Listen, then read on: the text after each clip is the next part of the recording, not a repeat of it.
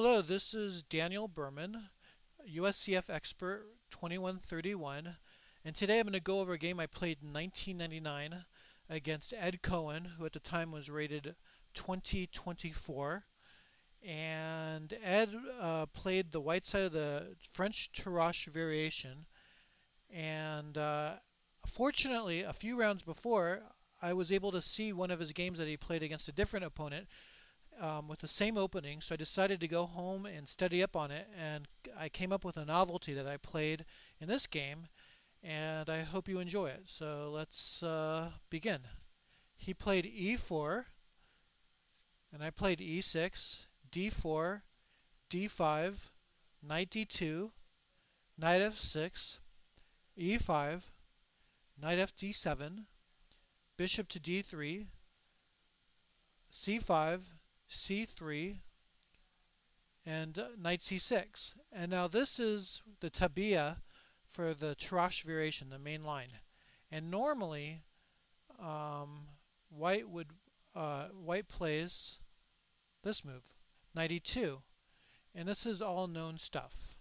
So today I'm going to show you what Ed played, which is the beginning of a gambit line. The gambit's a few moves away, but this is the beginning of it. He plays knight g f3, and I played bishop to e7. Now Ed wanted me to play something different, which is queen b6, and this is the where he would gambit the pawn, and I'll show you what he would do if I would have played queen b6. He would castle.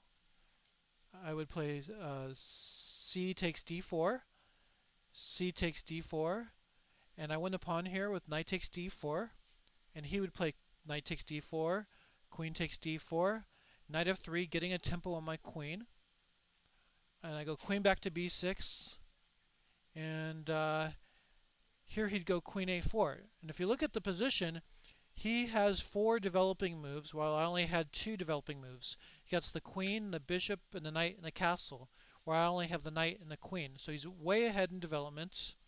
And his idea is to, with queen a4, is to swing the queen over to the king side to attack my king. So for example, if I were to play bishop e7, he could play queen g4, and if I were to castle right now, he would have bishop to h6, winning the exchange. I'd have to play g6, and you just take my exchange, because I can't play bishop here. He goes pawn takes. So I knew he wanted me to do this, and so I came up with this move, bishop e7, instead of playing queen b6. And he told me later that he didn't expect this move. He's never seen it before, so I caught him off guard. And here he castled, and I played queen b6. And now the difference is, if he plays any move and I go and I attempt to take this pawn, when his queen goes to a4, if it goes to g4, I have this extra move in here, and I can move my king to h8. So I got an extra move in before this variation. So it gives me a chance to castle without having to worry about bishop h6. So instead of gambiting a pawn, he decides to weaken his center e4 pawn and take my c5 pawn. So I play this move, queen c7. I don't recapture the c5 pawn immediately. My eye is on e5, which is weak. I'm attacking it 3 times, and he's only defending it once. So that pawn's going to go. I win the center pawn for a wing pawn, and I'm happy. So he plays bishop b5, knight takes e5, knight takes knight, and queen takes knight, and knight f3. And I retreat my queen back to c7. And here the pawns are even, but he has a weak c5 pawn. I'm threatening to take it. So he plays b4 to guard it. I castle. He plays bishop g5, only helping me. And I play f6, hitting his bishop, and his bishop retreats to h4.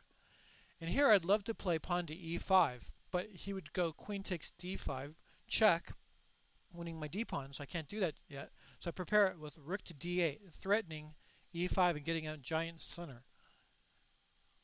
So here I play, he plays bishop to g3, and now I get my e5, and I'm protecting the d pawn. So I got big center. His pieces are locked out on the king side, so I'm very happy right now. He plays h3, and here I play move to undermine his pawn on c5, which is b6, and if he takes c5 takes b6, his c3 pawn becomes weak and backwards. And here he plays knight to e4. It looks like I could take it, but the bishop on g3 is attacking my queen on c7, so I can't take it.